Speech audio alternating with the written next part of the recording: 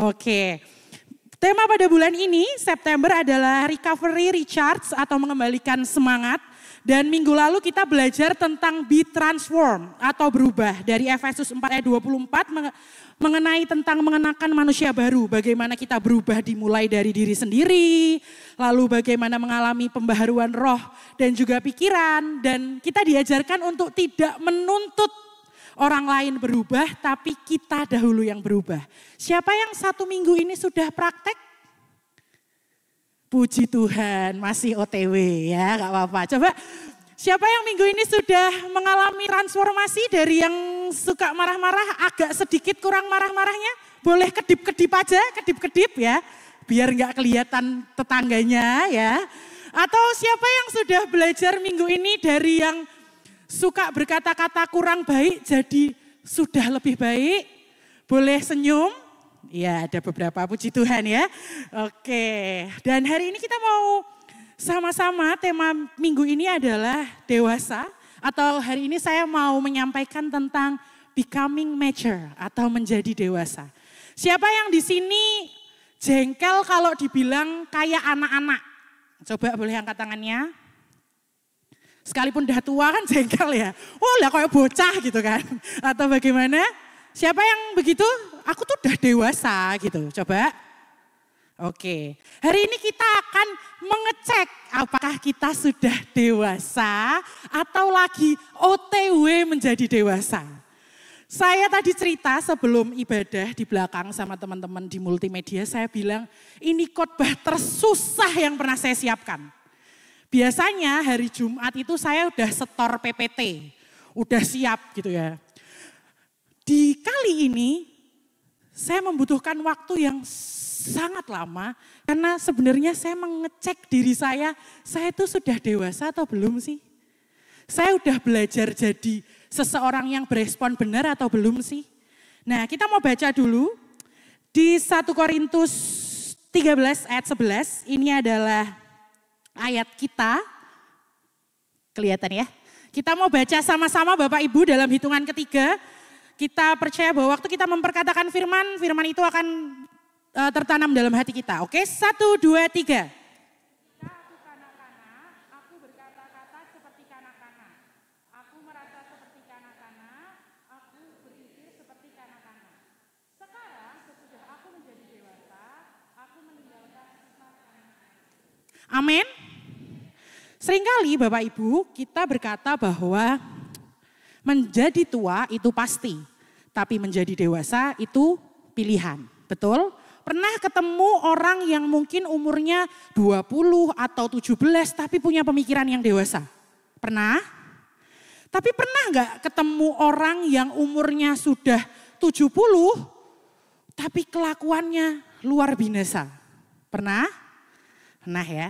Nah hari ini kita mau mengecek Bapak Ibu, apakah kita dalam kehidupan kita sudah menjadi pribadi yang belajar menjadi orang yang lebih dewasa. Seringkali Bapak Ibu, pohon yang sudah matang itu berbuah. Tapi pohon yang masih muda itu biasanya bertumbuh, betul?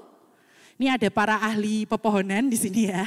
Saya hanya mengerti kalau pohon itu sudah siap untuk mengeluarkan buah, berarti dia sudah punya usia yang cukup.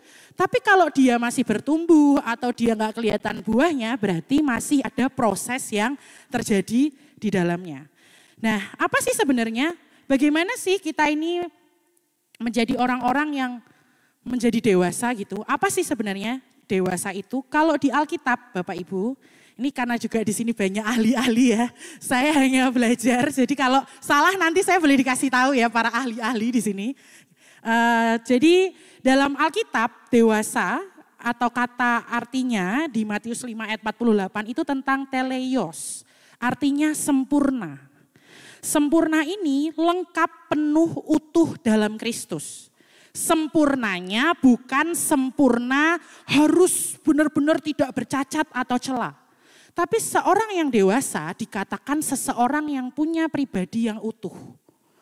Kalau kita baca sama-sama di Matius 5 ayat 48, karena itu haruslah kamu sempurna sama seperti Bapamu yang di surga adalah sempurna. Di bahasa Inggrisnya Bapak Ibu, di kata you will be perfect, itu bilang tentang growing into spiritual maturity both in mind and character. Actively integrating godly values into your daily life. Opo kui ci gitu ya mungkin ya. Saya terjemahkan Bapak Ibu. Jadi menjadi dewasa itu mengalami pertumbuhan di pikiran kita, di karakter kita, dan juga mengalami pertumbuhan nilai-nilai Kristus dalam hidup kita.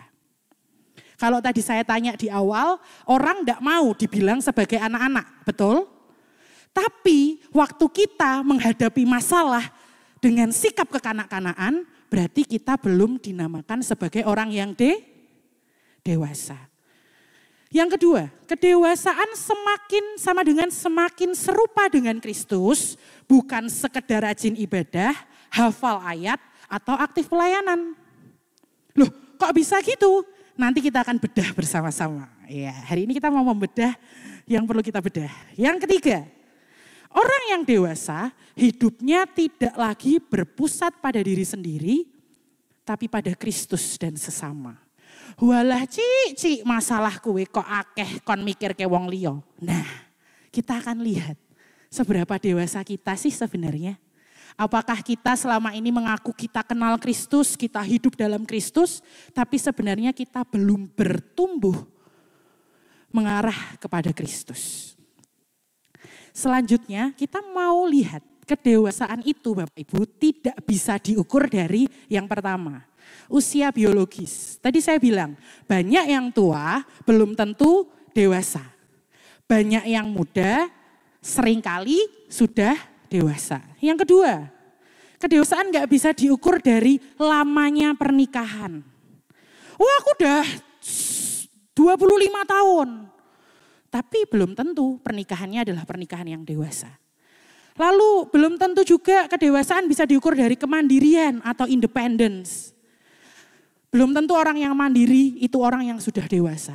Ya dewasa secara umur mungkin, tapi secara karakter, secara kehidupan belum tentu orang itu dewasa. Selanjutnya, pengaruh sosial atau influencer. Belum tentu Bapak Ibu saya yang hari ini khotbah di depan, yang sharing di depan atau pendeta yang sedang sharing itu bertumbuh dewasa dalam pengenalannya akan Tuhan.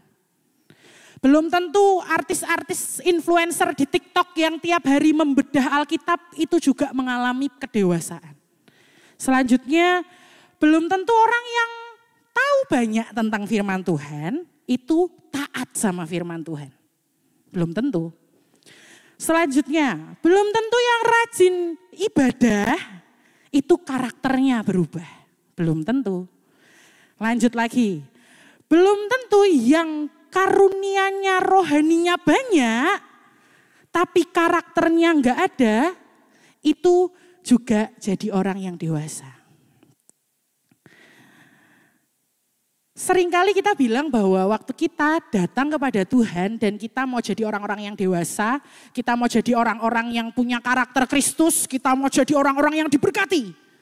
Tapi ternyata kita masih kanak-kanak.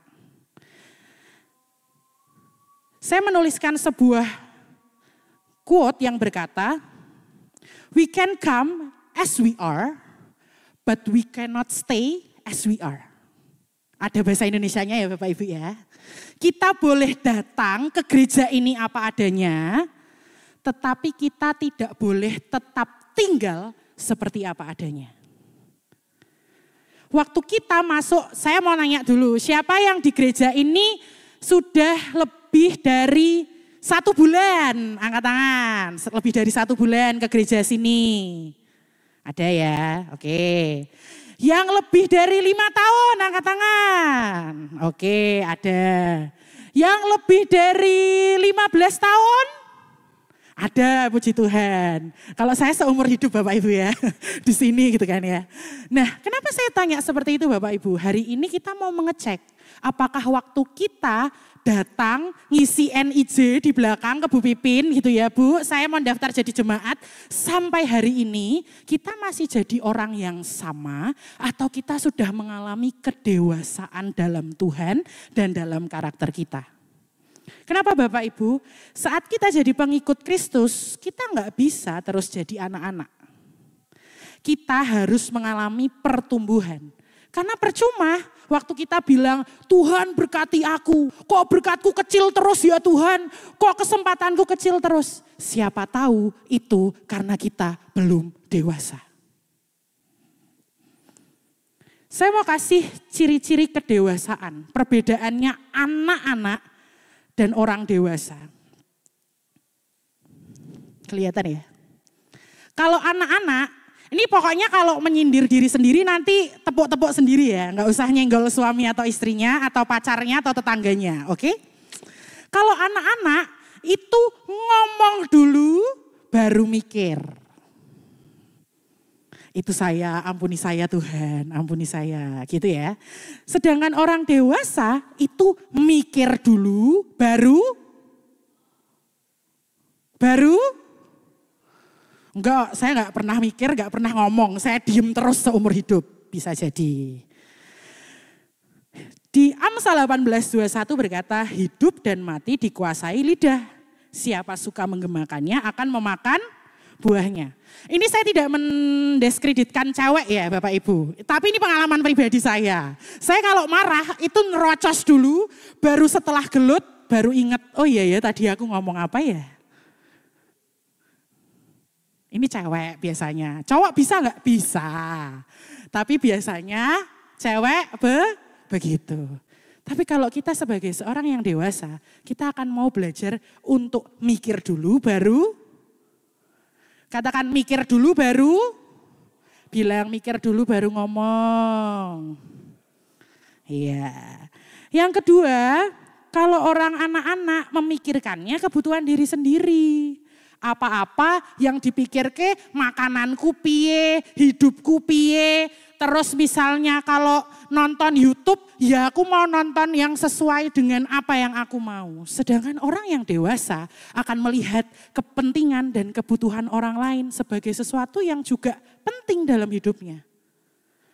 Tapi jangan salah, jangan jadi pokoknya yang tak pikir ke orang lain, aku hari ini gak makan, aku pingsan gak apa-apa. Itu juga gak dewasa. Tapi kalau orang yang dewasa akan melihat orang lain, itu juga menjadi yang utama dalam hidupnya. Yang ketiga, biasanya anak-anak itu kalau mengambil keputusan secara impulsif. Wes lah pokoknya ini, ya wes cepet tanpa pertimbangan sikat. Sedangkan seorang yang dewasa mengambil keputusan dengan pertimbangan.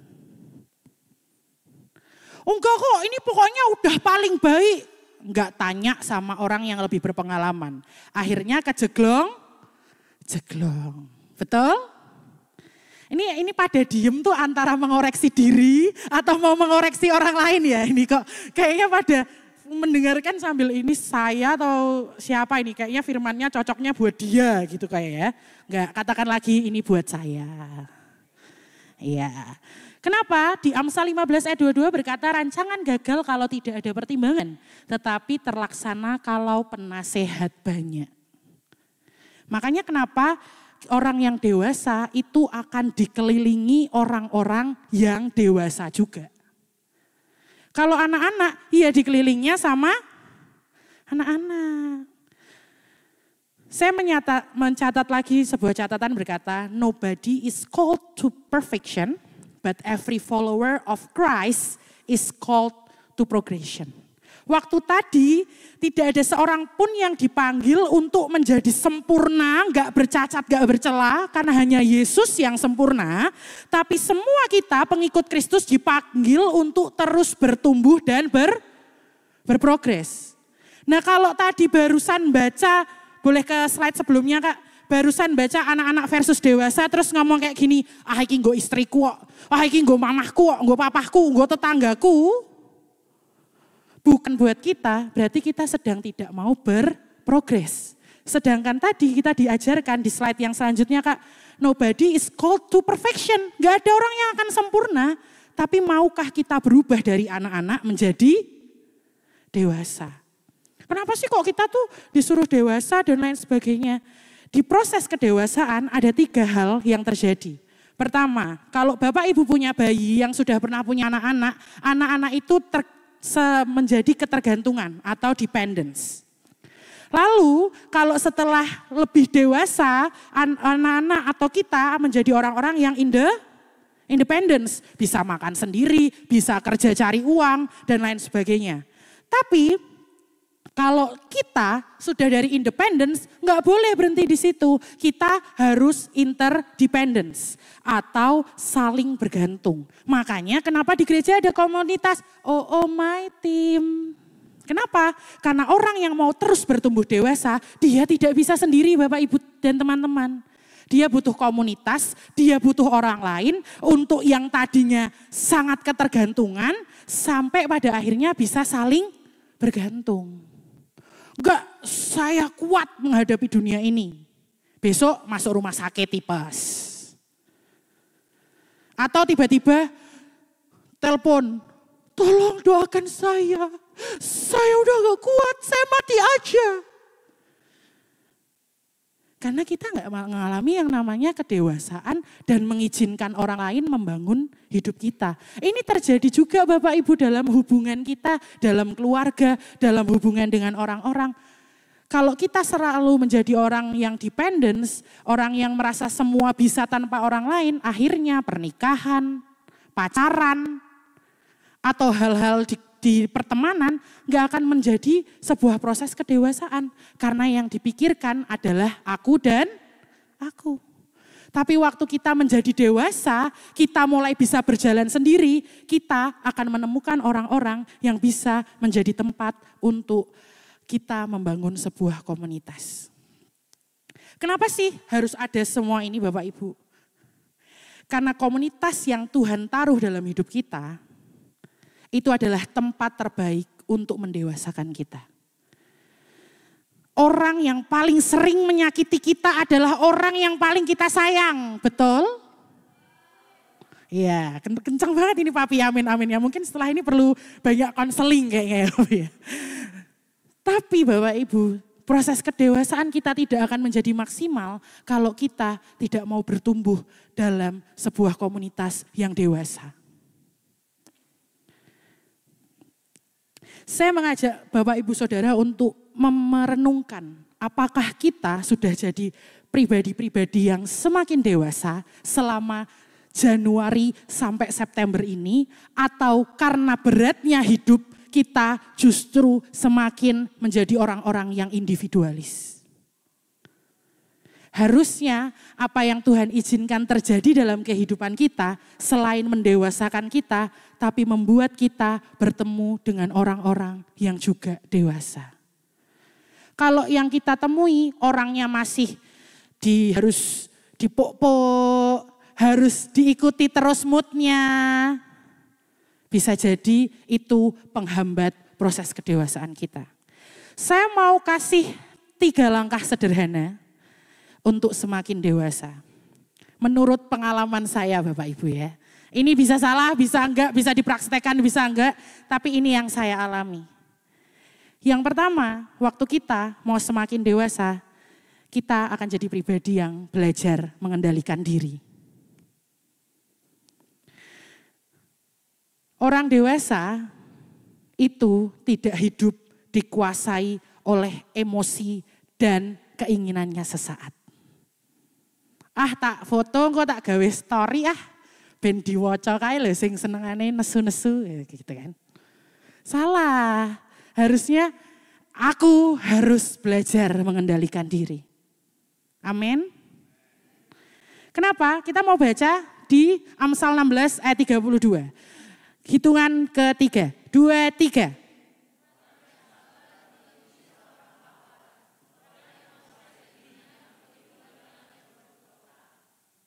Amin. Ayat ini pasti sudah mungkin lebih dari ratusan kali diulang di sini. Tapi apakah kita sudah mengalaminya atau kita cuma cenderung kayak, enggak lah, pokoknya aku mengendalikan diri sesuai mood. Orang dewasa tidak ditentukan oleh moodnya. Kenapa? Saya kasih praktek sederhananya. Jangan cepat marah, jangan impulsif dalam mengambil keputusan. belajar berhenti sejenak sebelum bertindak. Ini PR Bapak Ibu. Minggu ini kita mau belajar sama-sama untuk gak cepet marah. Gak cepet reaktif. Gak sumbunya gak pendek, disumet dikit meledak, dier gitu. Tapi kita mau belajar berhenti sejenak. Beberapa bulan lalu, saya mengikuti sebuah konferensi dan konferensi itu mengajarkan Bapak Ibu. Kalau Bapak Ibu sedang mengalami emosi yang tidak baik, caranya seperti ini. Ini saya pakai sepatu ya Bapak Ibu, tapi Bapak Ibu bisa copot sepatu, duduk, lalu pastikan kakinya menyentuh ke tanah atau ke lantai, lalu perkataan seperti ini. Lakukan seperti ini dan perkataan seperti ini. Emily, kamu aman. Emily, kamu aman. Ini diajarkan oleh psikolog yang juga istri seorang pendeta. Kenapa? Itu membuat kita punya waktu berhenti sejenak sebelum kita memutuskan sesuatu.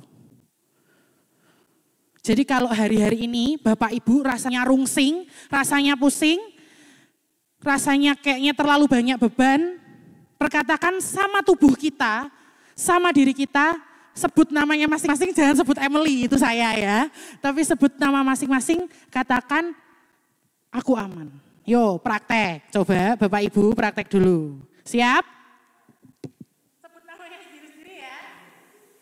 1, 2, 3. Emily, aku aman. Aku aman. Aku aman. It's okay, tidak perlu sempurna. It's okay. Kalau Bapak, saya sudah mempraktekkan di saat saya lagi di titik terendah, saya pastikan gak akan ketawa, tapi akan menangis dan mengalami kelegaan. Makanya orang yang dewasa akan belajar mengendalikan diri. Sepakat Bapak Ibu? Yang kedua, orang yang dewasa langkahnya adalah bertanggung jawab atas pilihan kita. Orang yang dewasa tidak akan menyalahkan orang lain. Tapi mereka akan mengakui kesalahan, menyelesaikan kewajiban mereka, dan tidak lari dari tanggung jawabnya. Minggu ini kita mau belajar Bapak Ibu. Kalau misalnya ada yang nyerobot kita di jalan, ndak usah, kowe tak doake beri kecelakaan mati wae gitu. Tapi kita memilih untuk berkata bahwa it's okay, sudah terjadi. Kalau ada sesuatu pertengkaran yang terjadi di antara keluarga, gak usah gengsi anak-anak untuk minta maaf ke orang tua. Dan orang tua gak boleh gengsi minta maaf kepada anak-anak. Ora tau wong dhewe sing luwih nomok. Tapi buktikan bahwa kita adalah orang-orang yang dewasa dan bertumbuh di dalam Tuhan. Yang ketiga, 3 langkah menjadi dewasa adalah terus bertumbuh dalam Tuhan dan karakter Kristus. Bertumbuh dengan apa? Luangkan waktu berdoa, baca firman, punya komunitas, belajar dari pengalaman. Dewasa tidak akan pernah terjadi secara instan. Tapi waktu kita mau bertumbuh dalam Tuhan dan karakternya, saya pastikan Tuhan yang akan memberikan kekuatan dan memberikan sukacita untuk mengalami proses pendewasaan. Next Kak, ini yang tadi saya singkat di situ, belajar mengendalikan diri, bertanggung jawab atas pilihan, bertumbuh dalam Tuhan dan karakternya. Jadi orang sabar gampang Bapak Ibu Saudara? Jadi orang yang suka memaafkan gampang Bapak Ibu Saudara? Tapi hari ini kita mau belajar bersama-sama untuk menjadi orang yang dewasa. Karena saya tahu waktu kita berkata, ya Tuhan saya mau diproses, Dia Tuhan yang akan menyertai dan tidak pernah meninggalkan kita. Slide selanjutnya. Menjadi dewasa akan membuat kapasitas kita diperbesar. Tapi Bapak Ibu, menjadi orang yang dewasa dan kapasitasnya diperbesar, benar. Tanggung jawabnya ditambahkan, kepercayaannya diperbesar, pengaruhnya diperluas. Tapi kita mau nggak diproses untuk jadi dewasa?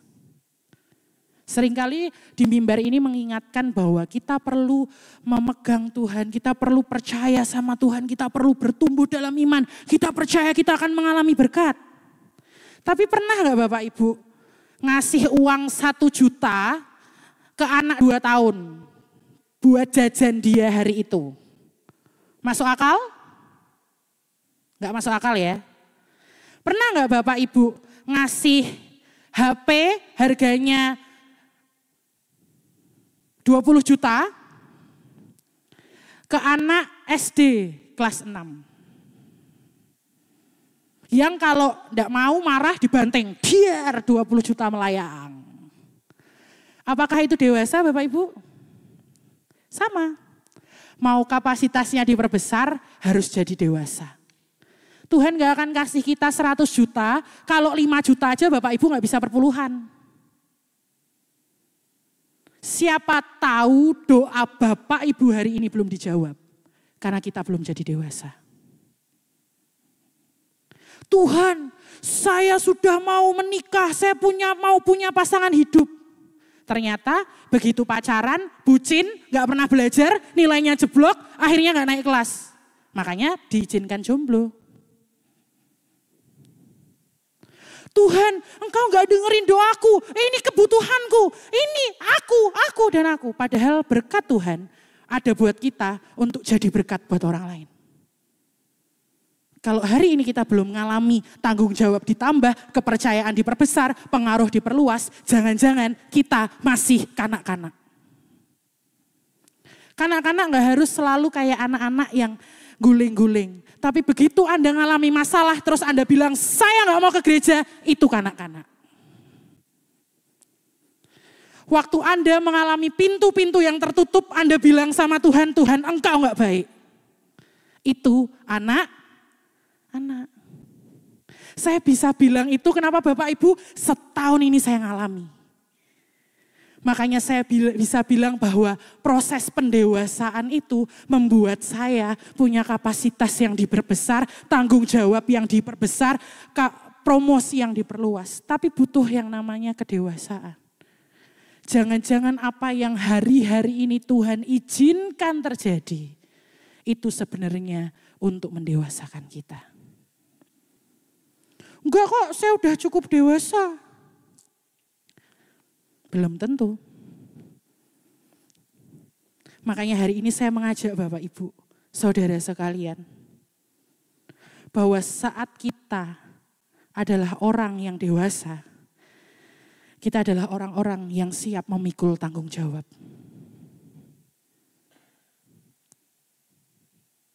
Saat kita berproses menjadi dewasa, seringkali akan ada tantangan dan ujian yang membuktikan seberapa dewasa kita, seberapa percaya kita sama Tuhan yang kita sembah.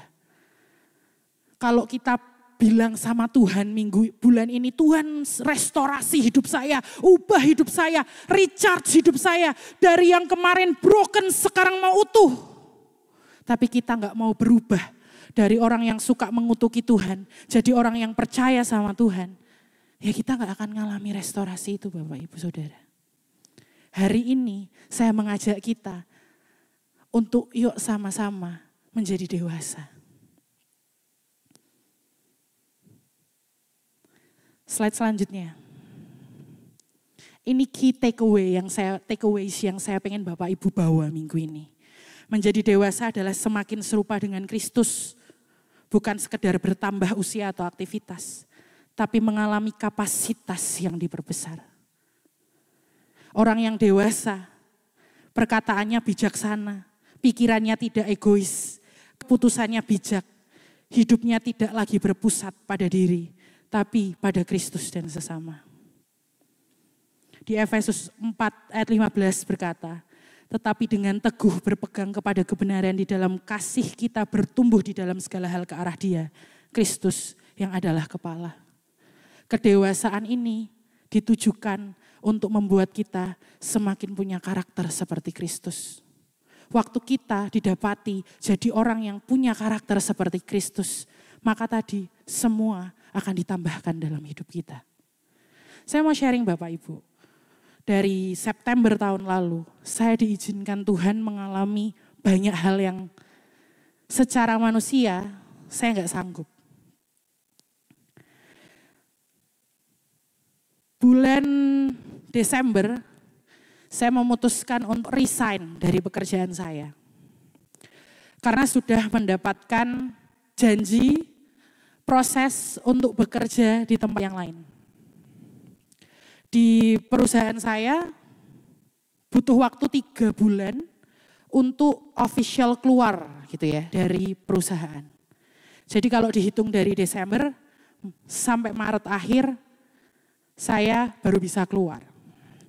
Proses interview berjalan, proses interview ada beberapa kali dan lain sebagainya. Sampai di bulan Februari, tiba-tiba kalau Bapak Ibu mengikuti berita, Amerika Serikat memutus semua pendanaan untuk non-government atau organisasi sosial yang berada di Indonesia. Sehingga seluruh proses saya berhenti di situ. Dan di masa itu banyak sekali proyek yang berhenti. Dan waktu saya tinggal 1 bulan untuk menuju resign. Jadi selama bulan Februari saya cari pekerjaan Bapak Ibu. Cari pekerjaan, interview ke sana, interview ke sini dan lain sebagainya. Saya mengakui Bapak Ibu, di proses itu saya marah sama Tuhan. Saya bilang sama Tuhan seperti ini. Saya mengutip Alkitab Bapak Ibu. Saya bilang katanya rancanganmu rancangan yang tidak mendatangkan kecelakaan buat hidup saya. Katanya dan lain sebagainya. Sampai akhirnya bulan Maret saya harus resign. Terhitung berarti April, Mei, Juni, Juli, Agustus, September. Saya tidak punya pekerjaan Bapak Ibu. Kelihatannya aja ya mentereng gitu. Kesana kemari tapi tiap malam isinya apa? Bersujud berdoa mencari wajah Tuhan gitu ya. Tapi ternyata di proses hari-hari itu Tuhan mengajarkan saya Bapak Ibu untuk menjadi dewasa. Kenapa?